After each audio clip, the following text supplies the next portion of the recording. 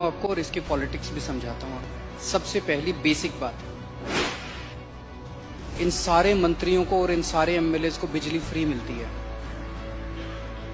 इनको जब बिजली फ्री मिलती है तो उसको फ्री भी नहीं बोलते, और जब जनता को, इनको 4-4 हजार यूनिट बिजली फ्री मिलती है महीने की, और मैं जनता को 200 यूनिट फ्री बिजली देता हूं तो इनको सबको तकलीफ होती है। क्यों? अगर इन मंत्रियों को जो फैसिलिटी मिलती है मैं अपनी जनता को देना चाहता हूं तो इनको क्यों तकलीफ होती है? इन सारे मंत्रियों को और एमएलएज और एमपीज का सारा इलाज का खर्चा फ्री है। कोई बीमार हो जाए इनके घर का सारा फ्री है।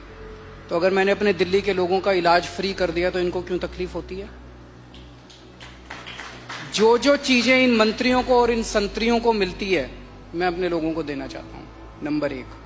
दूसरी चीज, अगर मैं, एक समय था जब मैंने सुना था कि राजनीति के अंदर एक समय था जब फ्री बांटते थे, और फ्री बांटने का पैसा कहां से आता था? सरकार लोन लेती थी और लोन लेके उस पैसे से फ्री बांटते थे। That is not good economics. अगर मैं, आपके पास जो पैसा है उस पैसे से, उसमें आपके टैक्स नहीं बढ़ा रहा, टैक्स उतना ही है, मैं घाटे में नहीं। आज दिल्ली सरकार पूरे देश में अकेली सरकार है जो फायदे में चल रही है, घाटे में नहीं चल रही।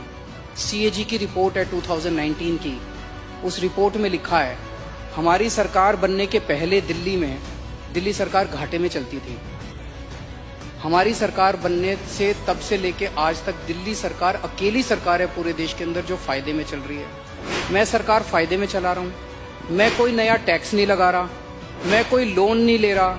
अगर मैंने करप्शन खत्म करके, पैसा बचा के लोगों को अगर सुविधाएं दे दी तो क्या बुरी बात की? तो दिस इज गुड इकोनॉमिक्स। और तीसरी चीज, पर ये मेरे मैं आपको होता कैसे? मैं एक छोटा सा एग्जांपल देता हूं। जैसे ये फ्री दवाइयों वाला कैसे सिलसिला चालू हुआ, ये बड़ा इंटरेस्टिंग है। हमने एक फ्लाईओवर बनवाया, उस फ्लाईओवर की 325 करोड़ रुपए की एस्टिमेटेड कॉस्ट थी, वो शायद 200-250 करोड़ रुपए में बन गया, तो 125 करोड़ रुपए उसमें बच गए। कैबिनेट मीटिंग चल रही थी, हम लोग डिस्कस कर रहे थे, तो पता चला कि ये 125 करोड़ रुपए बच गए। हम ये डिस्कस कर रहे थे इस पैसे को कहाँ इस्तेमाल करें। तो मैंने कहा अगर हम सबका इलाज फ्री करना चाहें तो कितना खर्चा आएगा? So after 2-3 days they got back to me, they said 300-350 crore. So मैंने कहा ठीक है, इतना तो हम फ्लाईओवर बनाने में ही बचा लेंगे, इतना का पैसा। तो अगर मैंने फ्लाईओवर बचा के लोगों का इलाज फ्री कर दिया तो क्या बुराई है? मैंने सुना था कि एक मुख्यमंत्री हैं शायद गुजरात के, उन्होंने अपने लिए एक जहाज खरीदा 190 करोड़ रुपए का। मैंने लिए अपने जहाज नहीं खरीदा, मैंने दिल्ली की सारी अपनी माँ बहनों का डीटीसी बसों में किराया मुफ्त कर दिया, 150 करोड़ का खर्चा आया। बताओ क्या बुराई है?